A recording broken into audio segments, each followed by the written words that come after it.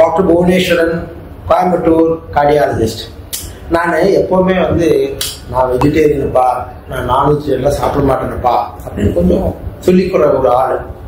அது என்னுடைய தனிப்பட்ட விடம். ஆனால் என்னுடைய ரத்தத்துல டெஸ்ட் பண்ணி பார்த்தா B12 அளவானது மிக குறைவா இருந்துச்சு. என்னடா அது B12 அப்படின்னு பார்த்துட்டு இதை பத்தின ஒரு விவரங்கள் உங்களுக்கு எல்லாம் சொல்லிக்கலாம் அப்படின்னு.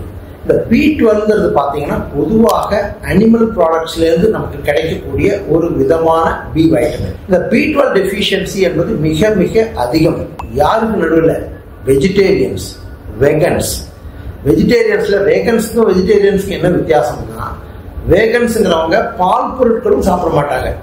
நான் அட்லீஸ்ட் பால் பொருட்கள் சாப்பிடுவேன். பால் சாப்பிடுவேன், தயிர் சாப்பிடுவேன், மோர் சாப்பிடுவேன், வெண்ணெய் சாப்பிடுவேன். ஆனா அதுவும் சாப்பிடாதவங்களுக்கு இந்த B12 டெஃபிஷியன்சி கண்டிப்பாக இருக்கு. அப்போ B12 டெஃபிஷியன்சி இருந்துட்டு போகுது சார்.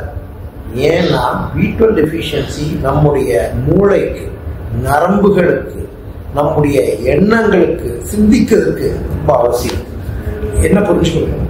B12 டெஃபிஷியன்சி இருக்கிறவங்களுக்கு பலவிதமான பிரச்சனை, ஜெனரல் டயர்ட்னஸ், நாக்கில் நிறைய புண் வருவது, இதை தவிர உங்களுக்கு அந்த சிந்திக்கும் திறன் குறைவு, டிப்ரெஷன் கூட வரலாம்.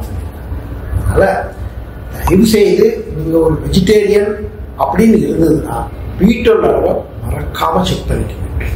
குறைவாக இருந்தால் அதற்கு நல்ல அருமையான மருந்துகள், உட்கொள்ளக்கூடிய மருந்துகள், ஊசி மூலம் மருந்துகள் இருக்கு.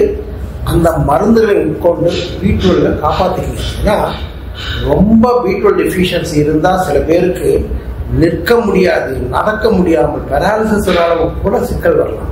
அதனால யூஸ்வலா பொதுவாக இப்போ இருக்கிற இந்த நிலைமைகள்ல இந்த vitamin D and B12 deficiency ரொம்ப அதிகமாக நம்ம கேள்விப்படுறோம்.